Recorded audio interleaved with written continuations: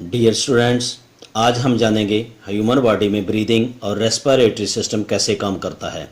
Video मुकम्मल देखिएगा, आपको बहुत सी मुफीद मालूमात और जानकारी हासिल होगी। ब्रीदिंग का क्या मतलब है और रेस्पिरेशन क्या है। दुनिया में हर जानवर को सांस आता है। आज हम जानेंगे कि ये अमल इंसान में कैसे सर अंजाम पाता है और इसके क्या बेनिफिट्स हैं। आज हम ब्रीदिंग और रेस्पिरेटरी सिस्टम के बारे में पढ़ेंगे और ये भी जानेंगे कि इसमें कौन कौन से आर्गन हिस्सा लेते हैं। What are the parts of breathing. जब आप सांस लेते हैं तो ऑक्सीजन आपके लंग्स में जाती है और जब सांस बाहर निकालते हैं तो कार्बन डाइऑक्साइड गैस बाहर जाती है। आइए इसकी तफसील में जाते हैं। आपके पेट और चेस्ट एरिया के दरमियान में एक वाइड और फ्लैट मसल होता है जिसे डायाफ्राम कहते हैं। जब ये डायाफ्राम सिकुड़ता है तो चेस्ट एरिया खुल जाता है, जिसके नतीजे में पसलियों के अंदर हवा का प्रेशर बाहर की निस्बत कम हो जाता है। ऐसे में हवा बाहर से अंदर दाखिल हो जाती है। हवा नाक और ट्रैकिया के रास्ते से लंग्स में दाखिल होती है, जो कि एक लंबा रास्ता है। लंबे रास्ते की बिना पर हवा का टेम्परेचर जिस्म के अंदरूनी टेम्परेचर के मुताबिक हो जाता है और नाक में मौजूद बाल एक किस्म का गीला मादा जिसे म्यूकस कहते हैं, हवा में मौजूद ज़रात को रोक लेते हैं। Dust particles and germs stick to the mucus. इस तरह लंग्स तक हवा साफ और मुनासिब टेम्परेचर के साथ पहुंचती है। जब आपका डायाफ्राम रिलैक्स करता है और ऊपर को मूव करता है तो लंग्स के अंदर हवा का प्रेशर बढ़ जाता है, जिसके नतीजे में हवा बाहर निकल जाती है। डियर स्टूडेंट्स, अब आप सोच रहे होंगे कि अंदर क्या होता है, तो ठहरिए, मैं आपको इसका जवाब देता हूँ।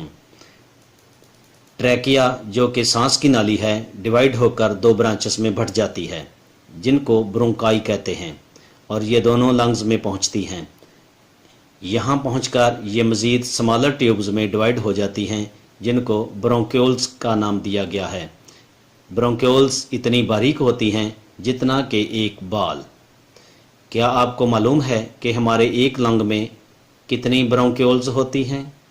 जी, सोचिए, ज़रा अंदाज़ा लगाइए। चलें तो मैं आपको बता देता हूँ। एक लंग के अंदर 30,000 ब्रोंक्यूल्स होती हैं। जी हाँ, 30,000। At the end of bronchioles tiny air sacs होती हैं जिनको एल्वियोलाई कहा जाता है और इनकी तादाद होती है लगभग 600 मिलियन। एल्वियोलाई के गिर्द ब्लड कैपिलरीज होती हैं। ये खून की बहुत ही बारीक नालियां होती हैं। यहाँ पर ऑक्सीजन ब्लड में शामिल हो जाती है।